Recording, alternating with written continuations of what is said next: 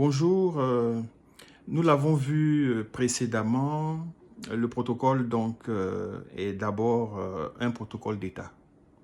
Donc le protocole, c'est l'agent qui a une bonne connaissance de l'autre État et qui aide son État, son royaume, comme on a vu, on est parti donc de l'histoire, et qui aide à la meilleure connaissance, à la meilleure compréhension des us et coutumes.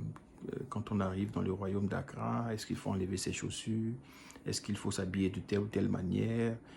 Dans tel pays, si on s'habille en blanc, ça voudra dire qu'on est en deuil, alors que on part joyeusement, etc. Comme par exemple au niveau de l'Angleterre, chaque fois que le roi, à l'époque en tout cas la reine Victoria, chaque fois qu'elle voyageait, la princesse alors, qui est devenue après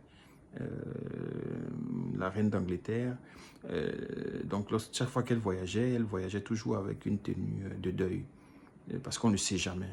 Il ne faut pas débarquer en tenue, parce que je n'ai pas d'habit de deuil.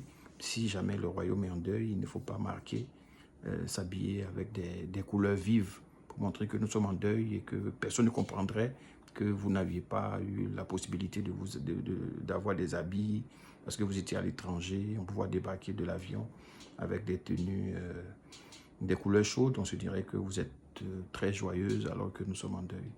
C'est juste une parenthèse pour montrer que le protocole a une bonne connaissance des us et coutumes des autres ou des personnes qui vont nous recevoir. Donc ce que je voudrais qu'on retienne de cette vidéo, c'est que nous avons un protocole d'État et un protocole privé. Donc retenez, l'origine c'est le protocole d'État. C'est le protocole du protocole, comme on dit en matière de droit. On a la norme des normes, donc la Constitution. Donc le protocole des protocoles, c'est le protocole d'État. Et puis ensuite, on a un protocole privé. On a d'autres règles qui vont découler de ce que fait le protocole d'État. Donc retenez cela. Donc on a un protocole d'État qui est en charge des relations diplomatiques et consulaires, pour ceux qui ont suivi la première vidéo.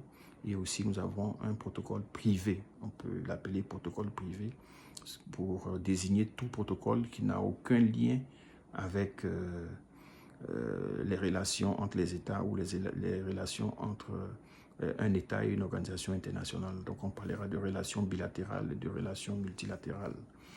Donc, voici un peu ce qu'il faudrait retenir de la fonction protocolaire. Donc, dans un pays, en tout cas en général en démocratie, le chef de l'État, comme on parle de protocole d'État, c'est bien d'avoir une idée, le chef de l'État a deux grands domaines réservés, la défense et les affaires étrangères. Donc ce sont des deux domaines qui relèvent exclusivement de la personne du président de la République. Alors, le protocole d'État relève effectivement et directement du chef de l'État.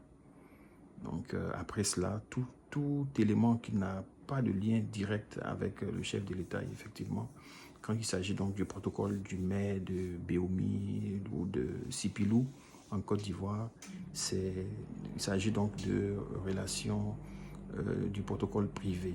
Donc c'est ce que je souhaiterais qu'on retienne. Donc on part donc de l'histoire du protocole, on part de la connaissance et du protocole qui est précurseur pour aboutir aujourd'hui à deux grandes typologies du protocole d'État et protocole privé. Merci.